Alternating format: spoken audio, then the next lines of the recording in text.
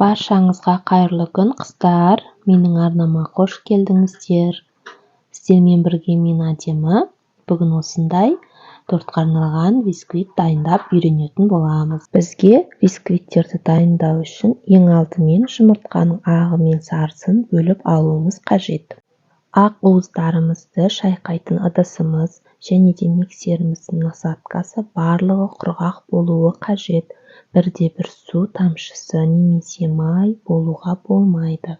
Ең алдымен ақ уыздарымызға қантты бөліп сала отырып, осылай миксердің жай жылдамдығынан қатты жылдамдығына көтере отырып, жақсылап көпіршітіп, миксерлеп алатын боламыз.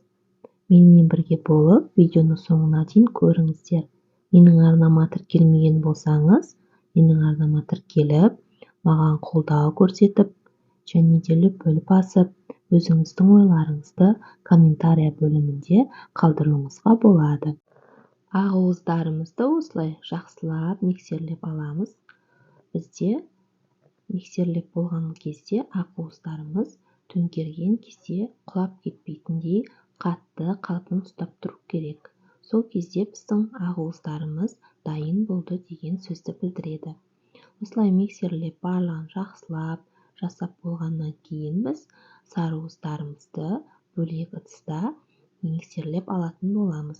Сары уыздарымыздың үстіне қалған қантымызды салып, бисквитті жақсылап дайындауға кірісеміз. Міне біздің ақ уыздарымыз дайын болды.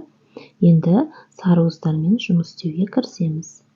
Осылай видеода көрсетілгендей жұмыртқамыздың сарысының үстіне қантымызды саламыз және жақсылап араластырып аламыз.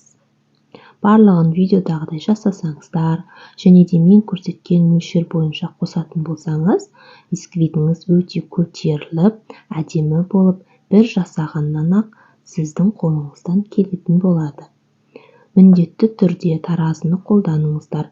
Көз мөлшерімен өлшеу деген дүние болмайды. Міне сары уызымыз осылай көпіршіді.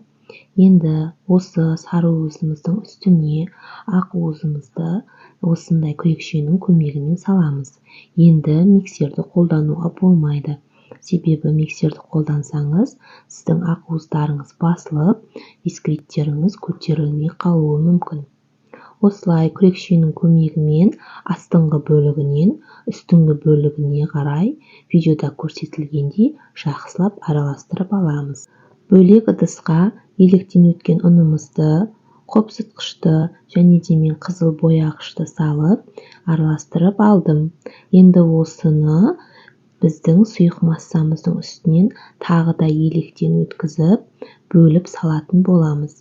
2 немесе 3 бөлікке бөліп, ұнды салғандарыңыз дұрыс. Және видеода көрсетілгендей тағы да астынан үстіне қаратып, жақсылап араластырамыз. Бізде қамырларымыз түйіршік болып қалмауы қажет. Сонда бисквит жақсы көтеріліп, әдемі болып пісетін болады. Кішкене үлкендеу ыдысты қолданғандарыңыз дұрыс.